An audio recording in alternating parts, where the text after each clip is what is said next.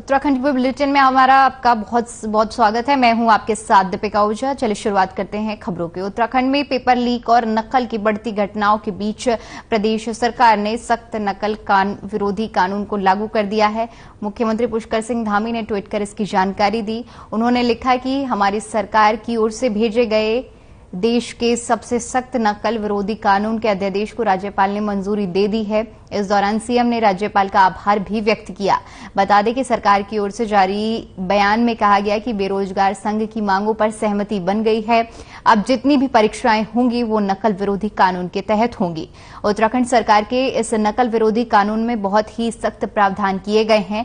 इस कानून के तहत पकड़े जाने वाले नकल माफियाओं को उम्र कैद या 10 साल की सजा दी जाएगी। साथ ही साथ 10 करोड़ का जुर्माने का प्रावधान भी किया गया है।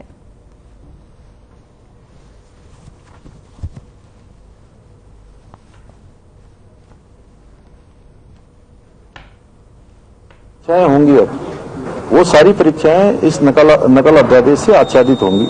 उसमें जो प्रावधान किए हैं 10 साल तक की जो कैद है, इसके अलावा सारी संपत्ति जब्त करने का है और परीक्षार्थी जो उसमें भाग लेने वाले होंगे, अगर वो इसमें पकड़े जाते हैं तो उनको अगले 10 वर्षों तक किसी भी परीक्षा में भाग लेने का कोई अवसर नहीं होगा। इसको हमने सबसे सख्त कानून जो हो सकता था वो बनाने का प्रावधान किया है। इसलिए हम छात्रों से भी कहना चाहते हैं कि हमारे छात्र छात्राएं, बेटे बेटियां, सभी को मैं विश्वास दिलाता हूं कि वो किसी भी ऐसे उस पर न जाएं कि अन्यथा उनको जो है जो परीक्षाएं होने वाली हैं उनकी तैयारियां करें, उन तैयारियों में लग जाएं और सभी परीक्षाएं पारदर्शी होंगी, निष्पक्ष होंगी। युकास परिसर विज्ञान धाम झुंझुनू में 3 दिवसीय 17वीं उत्तराखंड राज्य विज्ञान एवं प्रौद्योगिकी कांग्रेस 2023 के अंतर्गत प्रथम ग्रामीण विज्ञान कांग्रेस का आयोजन हुआ। प्रथम ग्रामीण विज्ञान कांग्रेस का शुभारंभ मुख्यमंत्री पुष्कर सिंह धामी ने किया। इस दौरान उन्होंने कहा कि देहरादून में ग्रामीण विज्ञान कांग्रेस का यह पहला आयोजन हो रहा है। एक भारत श्रेष्ठ भारत की संकल्प को सार्थक करने और राज्य के सांकेतिक विकास को गति प्रदान करने के लिए आयोजन महत्वपूर्ण भूमिका निभाएगा। साथ ही साथ संपूर्ण विकास और विश्व विज्ञान और प्रौद्योगिकी के क्षेत्र में तेजी से आगे बढ़ने रहेंगे।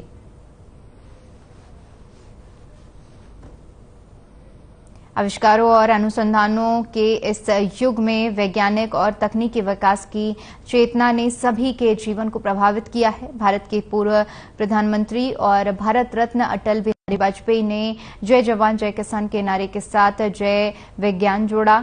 वहीं प्रधानमंत्री नरेंद्र मोदी ने इसे जय अनुसंधान को जोड़कर एक नया आयाम दिया है। इस दौरान कृषि मंत्री गणेश जोशी, पद्मभूषण पर्यावरणवादी डॉक्टर अनिल प्रकाश जोशी ने भी कार्यक्रम को संबोधित किया। इस अवसर पर विधायक शहदेव सिंह पुंडीर और सचिव समेत कई गणमान्य लोग मौजूद रहे।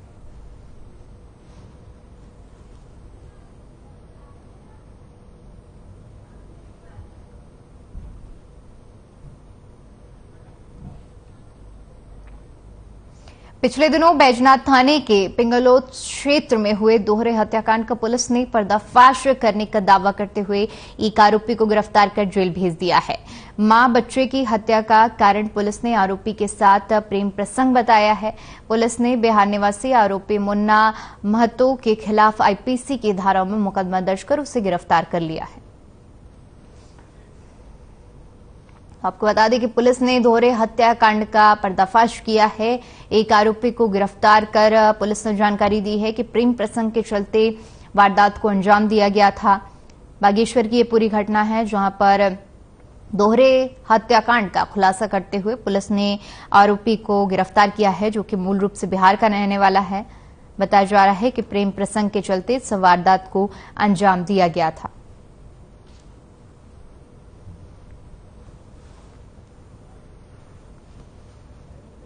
वहां से सूचना मिली कि एक अज्ञात महिला का शव वहां मिला है। भिन्न भिन्न टीमें गठित की गई, जिसमें ये महिला की जब हमने शिनाख्त करी तो उसका नाम कुमकुम है और यह बेतिया बिहार की रहने वाली है। और जो मृतक बच्चा है उसका नाम था उत्तम और यह राजू और कुमकुम का पुत्र है।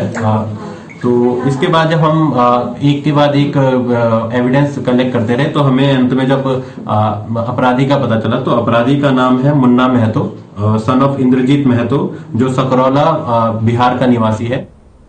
खबर देहरादून से है, जहां मौसम विभाग ने अलाव, टिहरी और बता दें कि उत्तरकाशी, चमोली, पिथौरागढ़, रुद्रप्रयाग और बागेश्वर में अगले 24 घंटे में बारिश होने की संभावना जताई है। साथ ही ऊंचाई वाले स्थानों पर बर्फबारी भी हो सकती है। इसको लेकर मौसम विभाग ने येलो अलर्ट भी जारी किया है। वहीं मौसम वैज्ञानिकों ने कुछ इलाकों में तेज गर्जन के साथ बिजली गिरने की आशंका भी जताई है। बता दें कि मौसम विज्ञान केंद्र के निदेशक विक्रम सिंह के मुताबिक देहरादून और आसपास के इलाकों में बादल छाए रहेंगे। कुछ इलाकों में बारिश होने की संभावना है। वहीं अधिकतम तापमान 26 डिग्री और न्यूनतम तापमान 11 डिग्री सेल्सियस रहने की संभावना है। तो मौसम विभाग की तरफ से चेतावनी जारी की गई है, जिसमें बारिश को लेकर ये चेतावनी जारी की गई है। कहीं पर बिजली गिरने की भी आशंका जताई जा रही है। बता दें कि पहाड़ी इलाकों में बारिश होने की संभावना मौसम विभाग की तरफ से जताई गई है।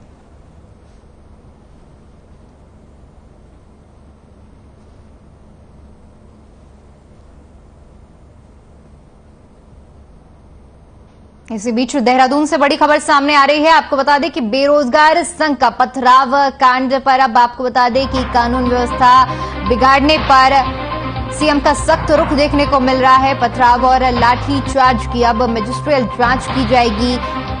गढ़वाल कमिश्नर सुशील कुमार को जांच का जिम्मा दिया गया है। डीजी सूचना बंशीधर तिवारी ने जांच के बारे में जानकारी दी है। तो बेरोजगार संघ का जो पथराव मामला है, उस पर कानून व्यवस्था बिगाड़ने के मामले में सीएम का सख्त रुख देखने को मिला है, जहां पर अब गढ़वाल कमिश्नर सुशील कुमार को जांच का जिम्मा सौंपा गया है। इस पूरे मामले की जानकारी डीजी सूचना की ओर से दी गई है। तो बताते चले कि बेरोजगार संघ की तरफ से प्रदर्शन चल रहा था। इस दौरान पुलिस पर पथराव किया गया था और लाठीचार्ज की भी स्थिति आई थी, जिसके बाद अब मजिस्ट्रियल जांच के आदेश दिए गए हैं।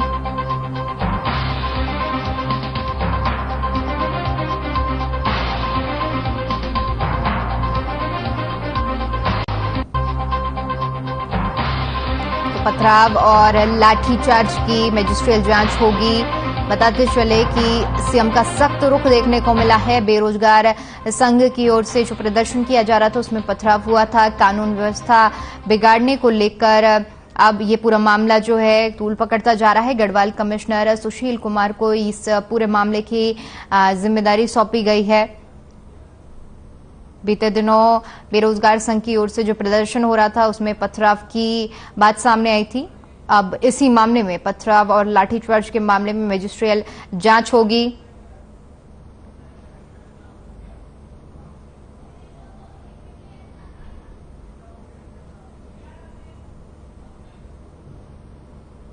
तो पथराव और लाठीचार्ज को लेकर मजिस्ट्रियल जांच के आदेश दिए गए हैं।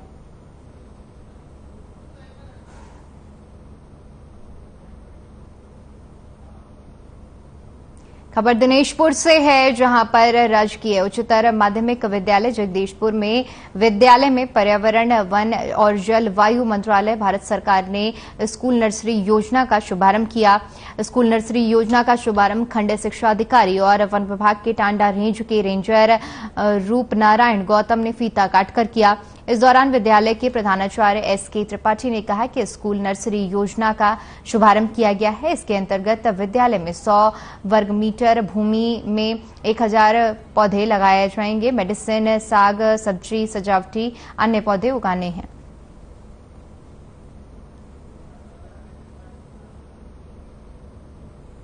स्कूल नर्सरी योजना इस कार्यक्रम का नाम है और हमारा केंद्रीय वन एवं पर्यावरण मंत्रालय भारत सरकार के द्वारा ये योजना क्रियान्वित है और इसके अंतर्गत जो है कुछ विद्यालय चयनित हुए हैं और उन विद्यालयों के अंदर बच्चों को इसकी जो मेन थीम है कि पौधे उगाओ, पौधे लगाओ, ये इसकी मेन थीम है। तो पौधों को उगाना भी विद्यालय के अंदर ही एक नर्सरी तैयार करके पौधों को उगाना है। बच्चे इसकी पूरी प्रोसेस जानेंगे कि बीज जब उसमें बोया जाता है और उससे लेकर के जब पेड़ हमारा तैयार होता है, इस बीज की पूरी प्रोसेस क्या है, कितनी मिट्टी होगी, कितनी खाद होगी, उसका रेशियो क्या होगा, उसमें जो है किस प्रकार से हम बीज का रोपण करेंगे और वो फिर किस प्रकार से जो है पौधा बन के तैयार होगा। खबर दिनेशपुर से है, जहां एक कोचिंग सेंटर के कुछ छात्र छात्राएं भर्ती घोटाले के विरोध में प्रदर्शन करने की योजना बना रहे हैं, जिसे थानाध्यक्ष अनिल उपाध्याय ने विफल कर दिया। थानाध्यक्ष अनिल उपाध्याय अपनी टीम समेत कोचिंग सेंटर पहुंचे और छात्र छात्राओं को समझाया और कहा कि आप अपने पढ़ाई पर ध्यान केंद्रित कीजिए, इन्हें राजनीति में पढ़कर अपना भविष्य को नष्ट न करें।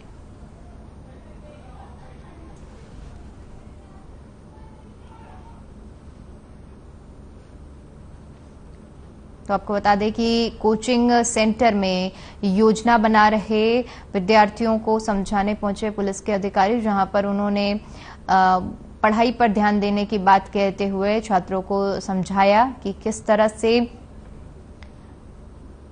शांतिपूर्ण तरीके से अपनी बात रखी जाए और जो प्रदर्शन की जो योजना बन रही थी उसे रुकवाया गया थाना अध्यक्ष के द्वारा।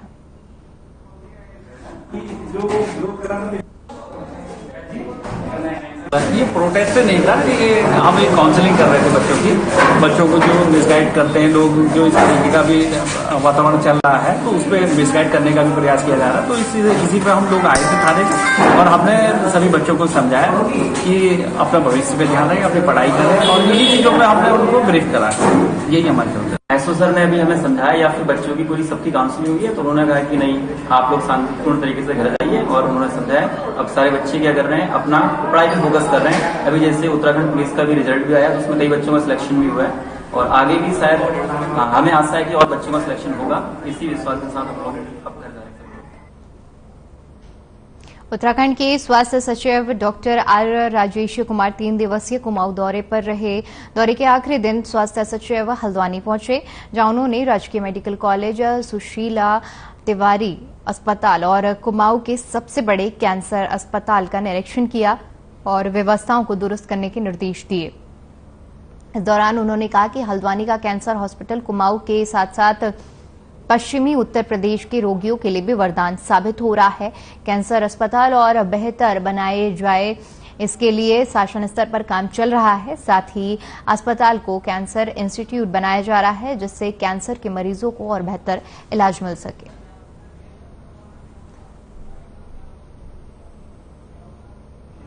देखिए, अभी फिलहाल जो मेडिकल कॉलेज है तो उसका मैंने निरीक्षण किया था और पिछले 2-3 दिनों से मैं कुमाऊं के दौरे पे हूँ। मैंने शुरू किया था चंपावत से, फिर पिथौरागढ़ गया। पिथौरागढ़ की जो बेस हॉस्पिटल है उसको संचालित करने के लिए क्या क्या कदम हमें उठाना है तो उस पर भी मेरा ध्यान रहा। तो अभी फिलहाल कुछ इक्विपमेंट्स वगैरह जो हम लोग यहाँ पे मेडिकल कॉलेज से उपलब्ध करा सकते हैं बेस हॉस्पिटल को संचालित करने के लिए, उसका भी मैंने मौका मुआयना किया।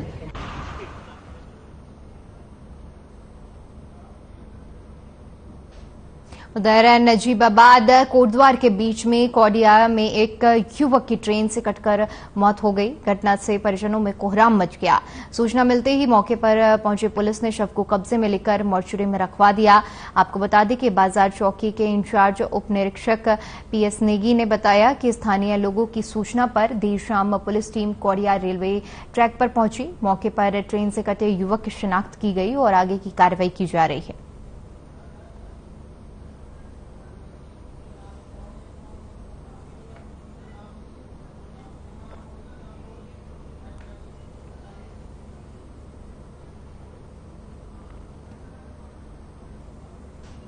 लालकुआं में सरकार ने प्रदेश में पर्यावरण प्रदूषण को लेकर बनाई गई समिति पर्यावरण संरक्षण संबंधी समिति के अध्यक्ष और सदस्यों ने सेंचुरी पेपर मिल में औचक निरीक्षण किया। मिल के ईटीपी प्लांट में पानी के सैंपल लिए गए और विभिन्न प्लांटों का निरीक्षण करने के साथ साथ आसपास रहने वाले लोगों से बातचीत कर उनकी समस्याओं को भी सुना। इस मौके पर उन्होंने प्रदूषण नियंत्रण बोर्ड के अधिकारियों से मिल में प्रदूषण मापक यंत्र लगाने के निर्देश दिए। बता दें कि लगातार सेंचुरी मिल से फैल रहे प्रदूषण को लेकर शिकायत मिल रही थी, जिसको गंभीरता से लेते हुए सेंचुरी पंप एंड पेपर मिल में छापेमारी की गई और औचक निरीक्षण किया गया।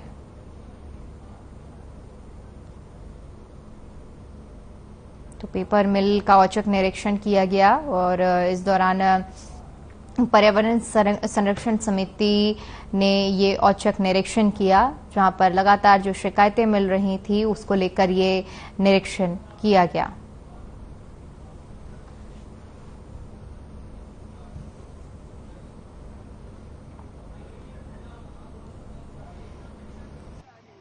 यहाँ पर फैक्ट्री हैं, उनके जांच के लिए पर्यावरण पॉल्यूशन की जो समिति है उत्तराखंड सरकार की और जो हमारे जिसके अध्यक्ष सत्यलाल जी हैं, उनके तमाम मेंबर देखने के लिए कि वास्तव में पर्यावरण सुरक्षित है या वहाँ पे जो पॉल्यूशन हो रहा है सुरक्षित है कि नहीं है। लेकिन ऐसा कहीं देखने को नहीं मिला। कई फैक्ट्री अच्छा काम कर रही हैं, लेकिन कई जो अभी यहाँ पर जिस फैक्ट्री को हम देखने के लिए आए उसकी स्थिति बहुत दयनीय है। इसलिए निरीक्षण किया, हम कहीं भी संतुष्ट नहीं हुए। यहाँ तक कि हमारे साथ जितने टीम के लोग आए थे, मुश्किल से 1 घंटा हम अगर अंदर हो रहते तो निश्चित हमें उल्टियाँ भी आती है और हमारा सरदर्द भी होता है। बड़ा दुर्भाग्य है कि इस तरह की घोर लापरवाही इस सेंचुरी मिल के द्वारा की गई। मैं इसकी घोर निंदा करता हूँ और मैं इस पर तुरंत एक्शन ले रहा हूँ। हाँ, हमने कमेटी के माध्यम से हमें देखा प्लांट चल रहा था, जब हम अंदर घुसे प्लांट भी बंद कर दिया गया वहाँ पे। उत्तराखंड में चल रही कांग्रेस की हाथ से हाथ जोड़ो यात्रा अभियान की केंद्रीय पर्यवेक्षक अजय कुमार लल्लू के नेतृत्व में पौड़ी पहुंची और मुख्यालय की सड़कों पर पदयात्रा निकाली गई। इस दौरान बेरोजगार युवाओं के साथ देहरादून में हुए लाठीचार्ज पर भी उत्तर प्रदेश कांग्रेस के पूर्व अध्यक्ष और अभियान के केंद्रीय पर्यवेक्षक अजय कुमार लल्लू समेत उत्तराखंड कांग्रेस के पूर्व अध्यक्ष गणेश गोदियाल ने सरकार पर जमकर निशाना साधा और छात्रों पर लाठीचार्ज की कड़ी निंदा की। अजय कुमार लल्लू ने बताया कि उत्तराखंड में बेरोजगारी की दर लगातार बढ़ रही है, लेकिन सरकार युवाओं को रोजगार देने के बजाय उन पर पुलिस का सहारा लेकर लाठियां बरसा रही है, जबकि उत्तराखंड में भर्ती घोटाले चरम पर हैं, जिन पर सरकार लगाम नहीं लगा पा रही है।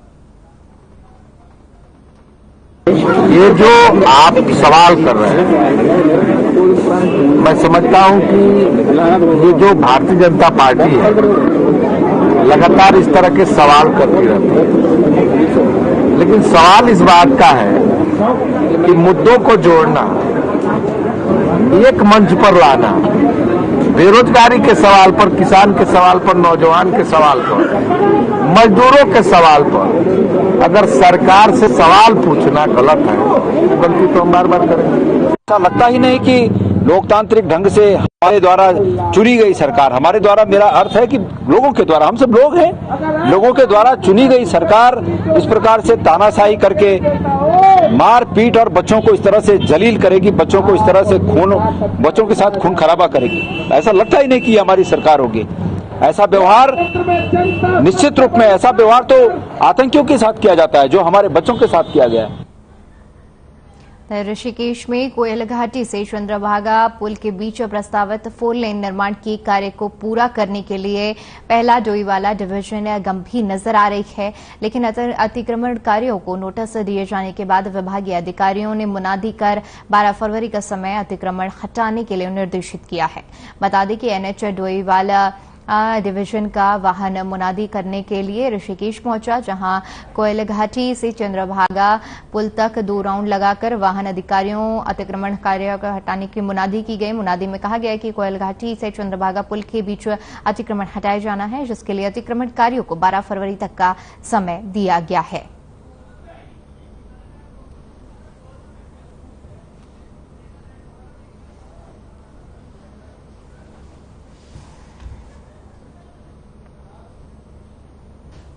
ऋषिकेश के नेपाली फार्म तिराहे के पास केंद्रीय भंडारण निगम के एक गोदाम में आग लग गई, जिसकी सूचना पुलिस को दी गई, जिसके बाद मौके पर पुलिस और दमकल विभाग की टीम मौके पर पहुंची, जिसके बाद कड़ी मशक्कत के बाद घंटों के बाद आग पर काबू पाया गया।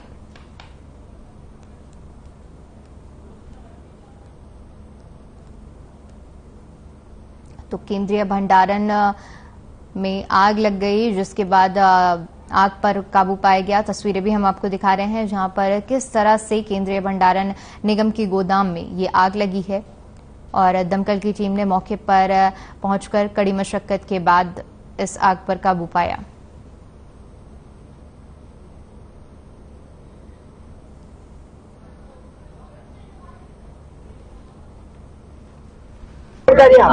मैं गार्ड हूँ रेलवे कंस्ट्रक्शन कंपनी में, और जो है कि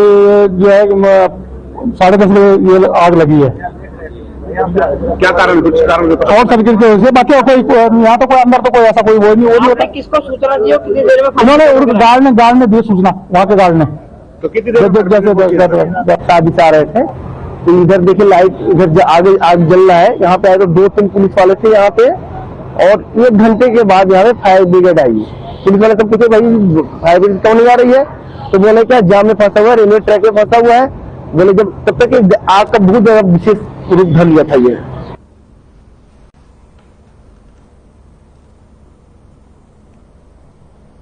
रुड़की के पेरान कलियर थाना क्षेत्र में देर रात एक बाइक अनियंत्रित हो गई, जिससे बाइक एक गहरी खाई में जा गिरी। बाइक पर सवार 3 लोगों में एक युवक और की मौत हो गई है और 2 युवक गंभीर रूप से घायल हो गए हैं।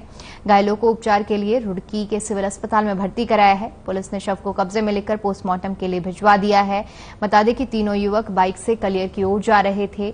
जैसे ही उन्होंने रतमऊ नदी का पुल पार किया, तभी चालक ने बाइक से अपना नियंत्रण खो दिया और बाइक सड़क की ओर मुड़ने की बजाय गहरी खाई की ओर चली गई और सीधा खाई में जा गिरी। हादसे में एक युवक की मौके पर ही मौत हो गई। हादसे के बाद घायलों की चीख पुकार सुनकर राहगीर घटनास्थल की ओर दौड़े और पुलिस को सूचना दी गई। मौके पर पहुंची पुलिस ने मृतक के शव को और घायलों को बाहर निकाला।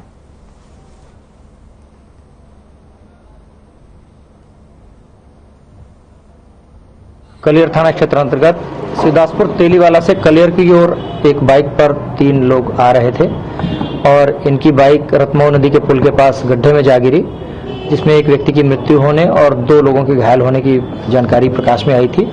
दोनों लोगों को हॉस्पिटल भिजवाया गया था और इस संबंध में अभी तहरीर प्राप्त नहीं हुई है। अगर कोई तहरीर प्राप्त होती है तो अग्रिम विधिक कार्रवाई अमल में लाई जाएगी। तो पेरान कलियर का ये पूरा मामला है, जहां पर खाई में एक बाइक गिर गई। बाइक में 3 लोग सवार थे, जिसमें से एक युवक की मौके पर ही मौत हो गई है और 2 युवक गंभीर रूप से घायल बताए जा रहे हैं।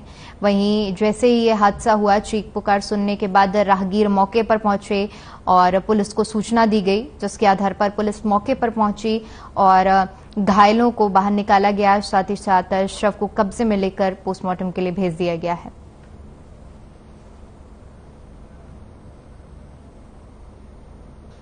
चलिए, फिलहाल के लिए इस बुलेटिन में इतना ही। देश और दुनिया की तमाम बड़ी खबरों के लिए बने रहिए हमारे साथ। नमस्कार।